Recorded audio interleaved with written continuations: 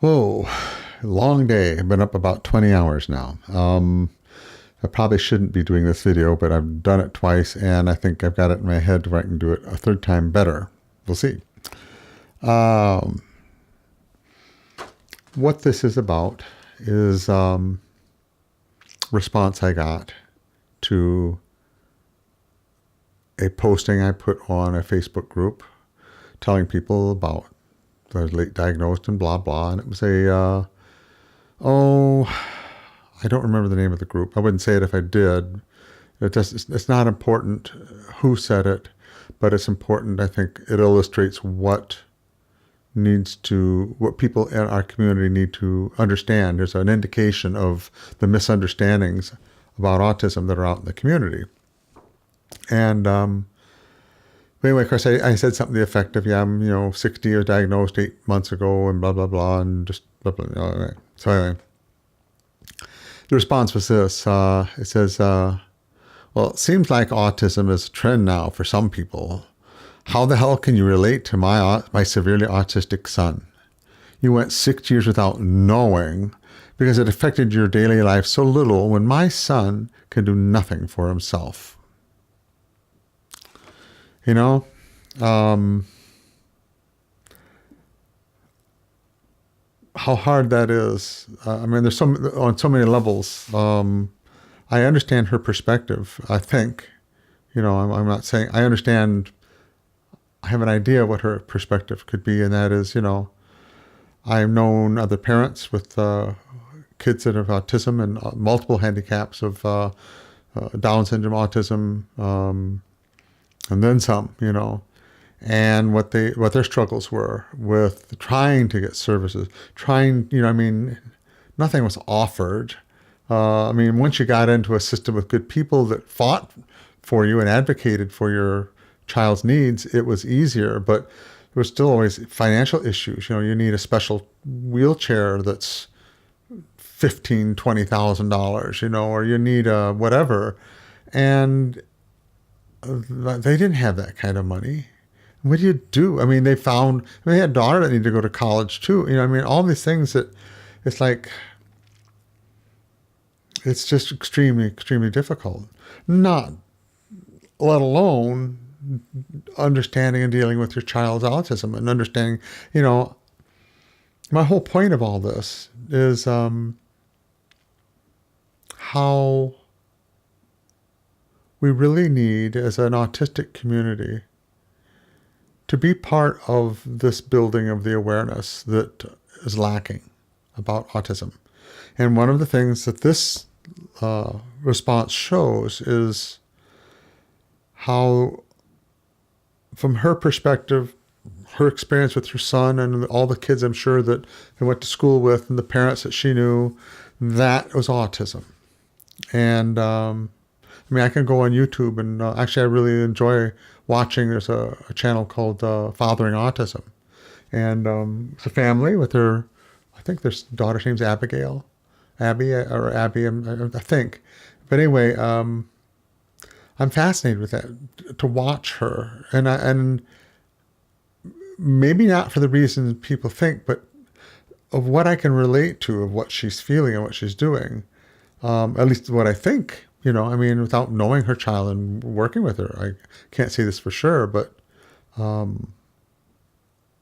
it's a combination. See, I've worked with all ages and disabilities, from developmentally disabled, multiple handicap, in adult workshops, to working with adults that had progressive. I'm tired. Not Down syndrome. Usher syndrome. Usher's type 1 and 2, which is born, those two different types. Anyway, that basically you end up in your adult life, early adult life to late adult life, going deaf and blind. And so I worked with those people and help and guidance and service management and stuff for them. And so I've been around a lot of different kinds of people with different needs. So I think I can relate, at least pull some of that experience out and relate to people like this.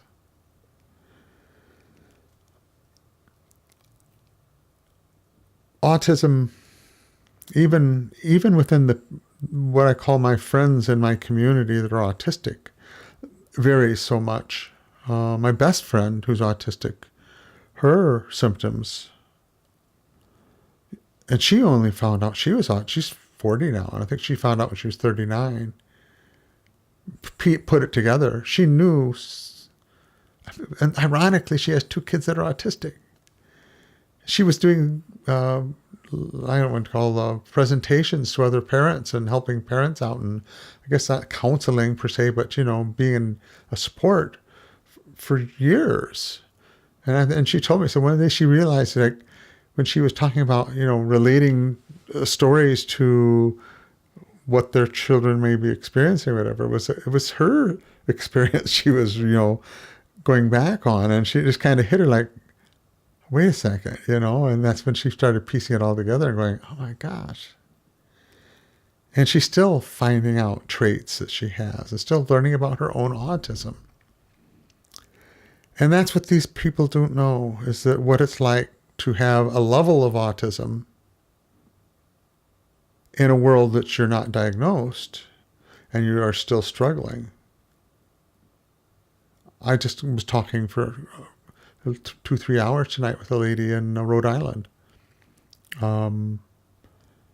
who has a mother and a father who are, well, they don't know. Well, no. They are not diagnosed.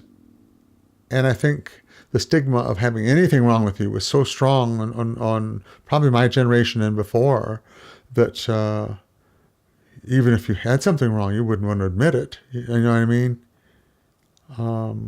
I think my sister, my father, and my grandfather were very likely on the spectrum. Or my sister's still alive, but the other 2 aren't.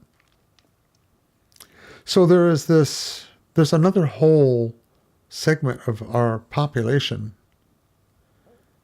that are autistic and don't know it, or are autistic and have just found out.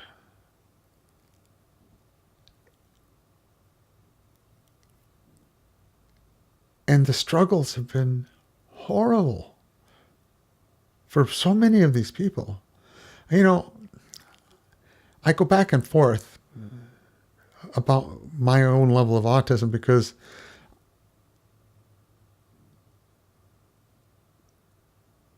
I guess in some ways, I don't know, I'm going to say, I can think back of things that was, school was hell. School, and actually into my mid-30s,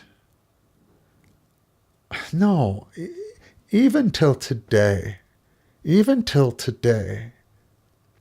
I struggle. And I've been learning to see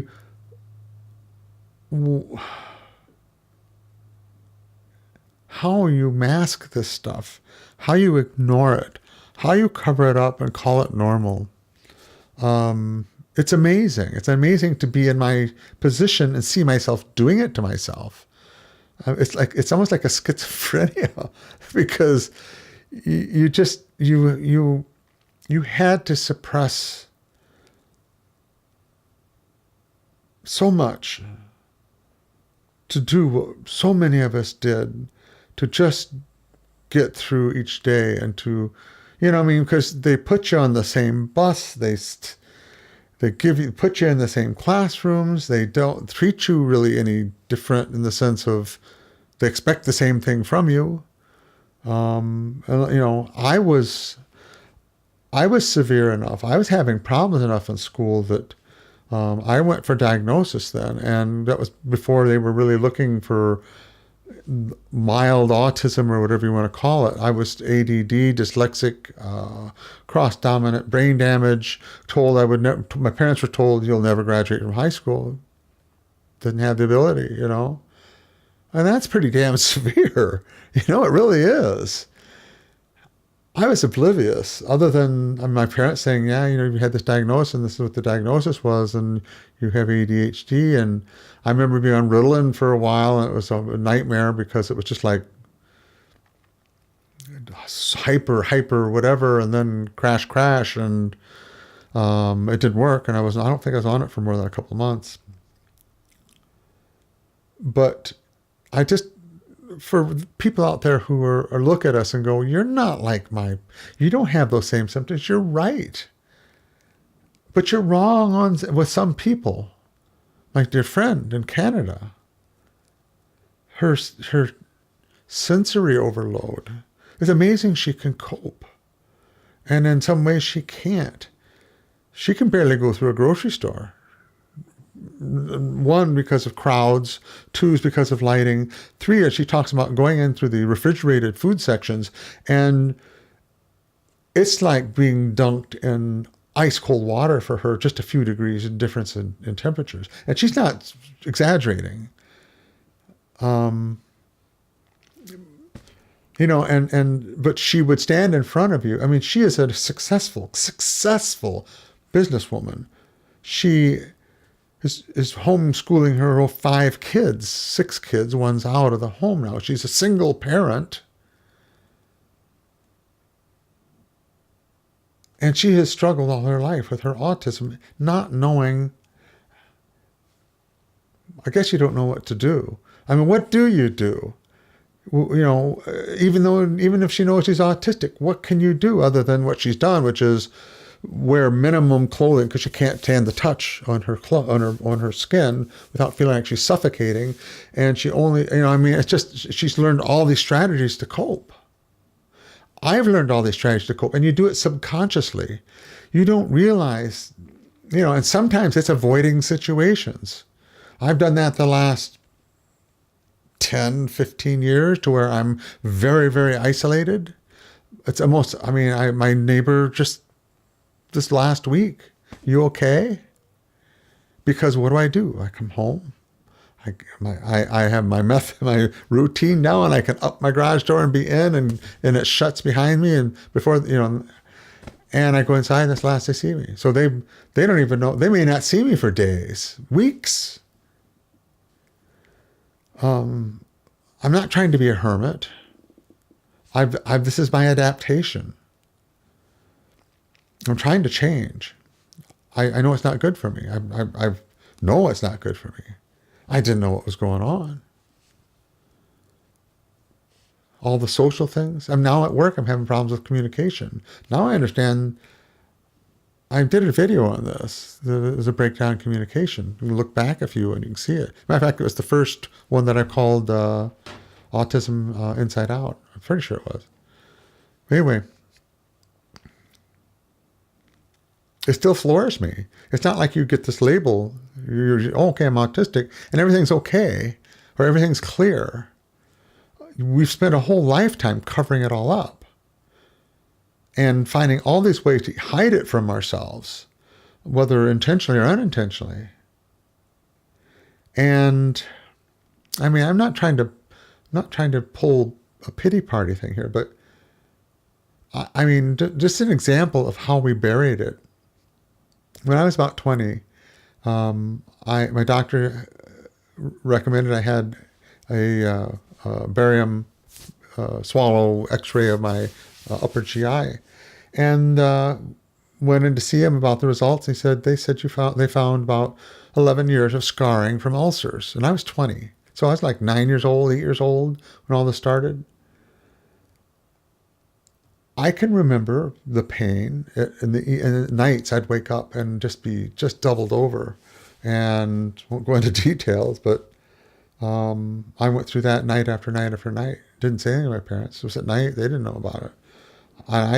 There was so much other stress going on in my life that it was just a part of the stress. The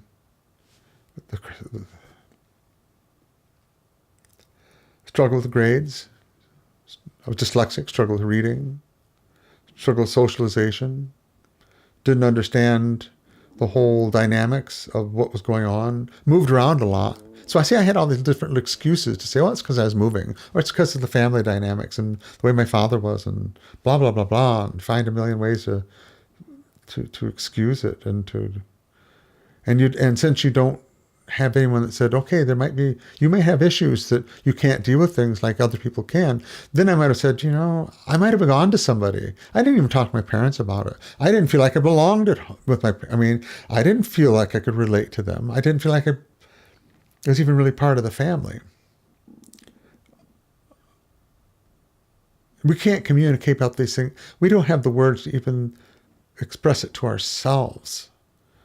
And that kind of isolation, that kind of a life, and that kind of a constantly being on this edge of whatever, not fitting in and things not working out the way you want them to, and dealing, and you try to suppress this, and it's this never-ending cycle. And granted, I've overcome, it forces you to become a super person in a lot of ways. If you don't end up killing yourself. And I say that from experience and from looking at the high statistics in people just like me, that I came very close to saying, I can't do this anymore. And I will tell you that well, they know statistically, and it's like 60, 70%, 75% of people that they call it as the ideation of suicide. And it's in your mind. I can't cope with this anymore. I don't know how I'm going to get through another day of this. So, yeah, we're not nonverbal.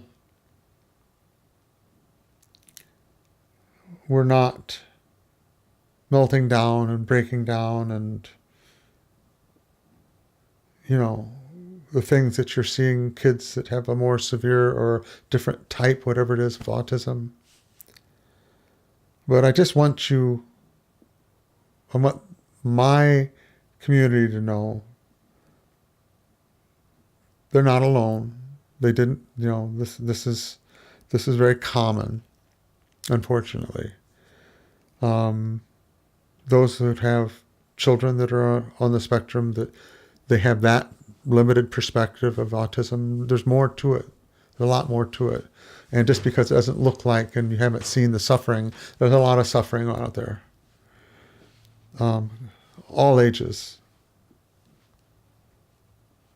And a note, I will keep beating this drum for my community and for all those who really want to understand what autism is. That's what we need to do, is we really need to get an understanding of just what it means to be neurodiverse, that it's not a different type of neurotypical with the added option of autism on top of it.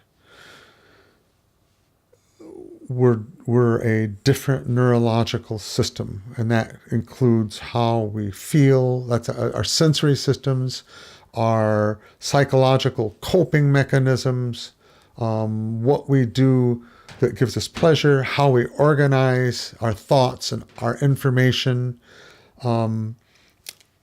It's all different. And if you wonder why, and probably parents with severe kids with autism are understanding this. If you wonder why we're not coping well, or it's because the system that we're living in has been designed to function to support a neurotypical person, not a neurodiverse person. Not a person that needs to rock or to flap or to stimulate in some way to either distract or to feel better or to blow off the steam and the neurological pressures that are building up. And I mean, to tell you how much we mask, as I get in touch with these feelings again that I suppressed, I find I get relief from stimming. I'm stimming now. You don't see it, what my hands are doing. I'm playing with a chord, but but it's, I don't know if you notice this, I'm not doing it right now so much, but I do a lot of oral stim. I'm constantly, it's this ringing, it's this hand stuff. You just feel it in your system, and we feel that. We live that, and that's the same kind of thing that those children are living, that are on a different scale, yeah. But we are still all tied together.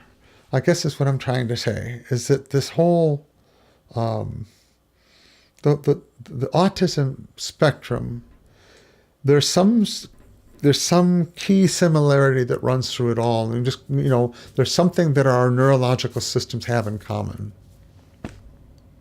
that make us what we are and why we are called autistic. So I hope that the neurotypical world will understand this, because we can then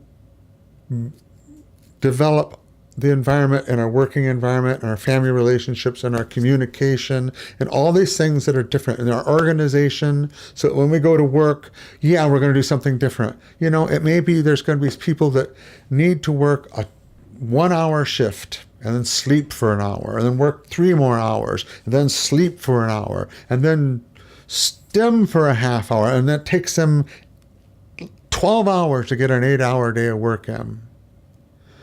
But if the quality of their work and the ingenuity and all these factors start to really improve everybody's world, it's worth it. It's worth it because the people that can have capabilities need these differences in their life. They need these accommodations. So this is autism. This is the autism I want you to hear in the interviews that I do with people. And it's going to be everybody. It's going to be neurotypical people that have their view of autism. I want to try to eventually figure out a way to do a perspective of the neurotypical system so we can understand it as neurodiverse. We don't understand where you guys are coming from. That's not the way we work. We don't know why you do certain things, just like you don't know why we do certain things. And that's the kind of bridging that we need to do to understand and get autism not to be a disability, but a difference. Because it's a disability now. And unfortunately, the world, the way it works is people are busy with their own lives and they really don't care.